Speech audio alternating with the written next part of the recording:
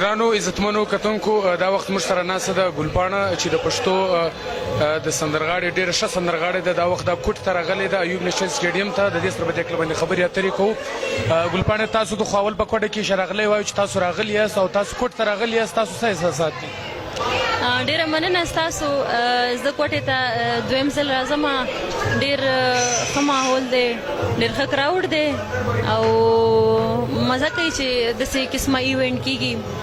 دې سره به د ملک حالات هم ښه کیږي او کوم چې د ملک نن سبا حالات روان دي هغې حساب سره داسې قسمه ایونټس پکار دي چې زموږ د ملک نه دا یره ختمه شي، دا حالات لږ خوشګواره شي.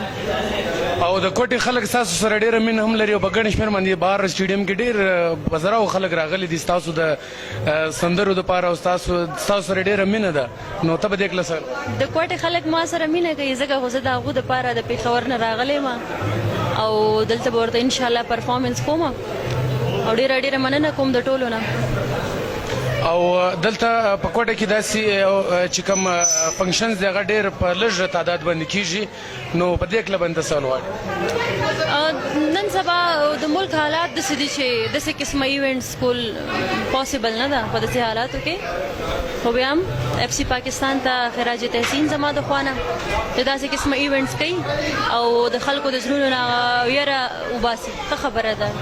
زموږ ګرانو کتونکو دپاره که یو ښه پیغام لري دا وخت راغلی په داسې وخت کې چې د کوټې حالات یو مخکې ډېر خراب و خو ډېر ښه شوی دی، خو دا وخت راغلی یاست تاسو کوټې ته او یو ښه پیغام که تاسو لرئ؟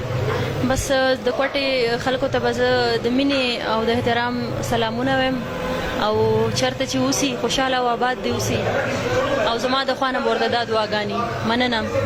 ستاسو که نوی البم یا داسې نوې سندرې راغلي به کله باندې سوال اختر دپاره زما نوې سندرې را روانې دي. مینهوالو ته وایم چې خامخا یې واورئ، انشاءالله د هغو به خوښ شي.